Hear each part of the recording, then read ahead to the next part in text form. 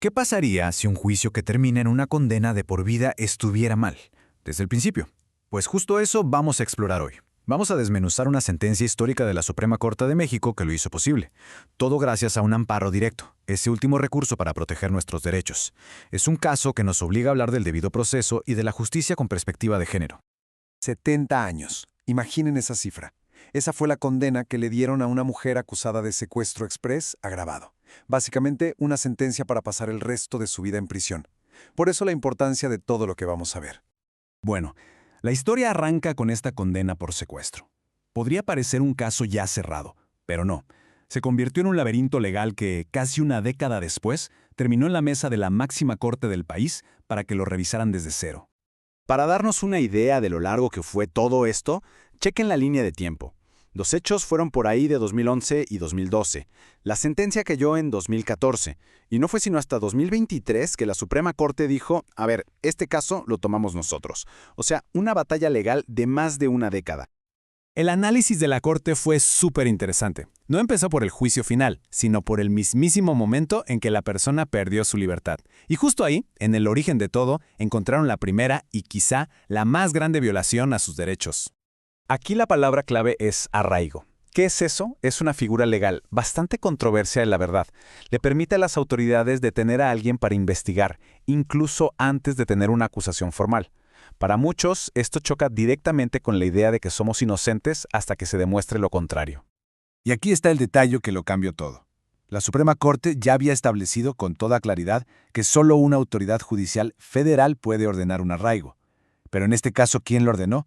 Una jueza local, y eso automáticamente hizo que la detención fuera inconstitucional desde el primer segundo. La consecuencia de esto es tremenda. Si la detención fue ilegal, todo lo que se consiguió durante esos 20 días de arraigo, ¡pum!, se anula. Las identificaciones de las víctimas, los informes de la policía, las declaraciones, todo. Es como si los cimientos de la acusación se derrumbaran por completo. Pero esperen, que ahí no acaba la cosa. La detención ilegal fue solo el principio. La Corte encontró una segunda violación muy grave al debido proceso, una que pegó directo en el derecho a tener una defensa justa. A ver, el proceso fue más o menos así. Mientras ella estaba detenida ilegalmente, la llevaron a que las víctimas la identificaran. Pero en ese momento, que es súper crítico, su abogado defensor no estaba ahí.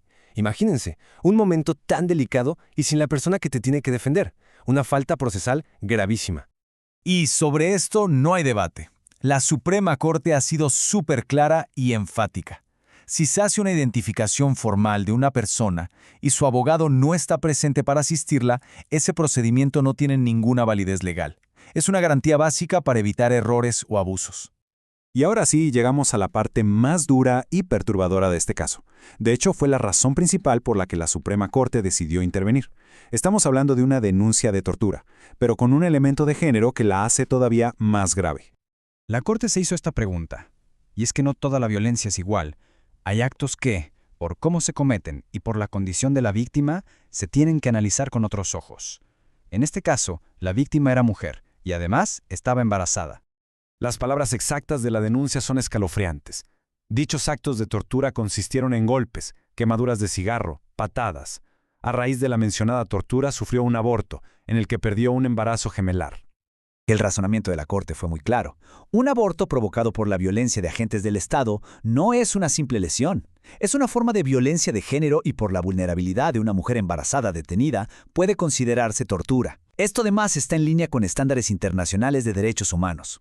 Así que, después de analizar todo este cúmulo de violaciones, el arraigo ilegal, la falta de defensa y la terrible denuncia de tortura, la primera sala de la Suprema Corte por fin llegó a una conclusión y emitió su resolución final. Y con estas palabras, así de contundentes y claras, la Corte falló a favor de la mujer. Se le otorgó el amparo y la protección de la justicia, reconociendo que sus derechos más básicos habían sido pisoteados durante todo el proceso. Ok, ¿y esto qué significa en la práctica? Pues la sentencia hace varias cosas. Primero, anula todas las pruebas clave que sostenían la condena de 70 años.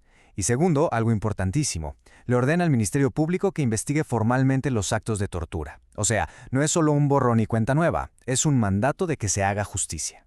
Este caso, sin duda, es un triunfo de la justicia. Pero también nos deja una pregunta que, inquieta.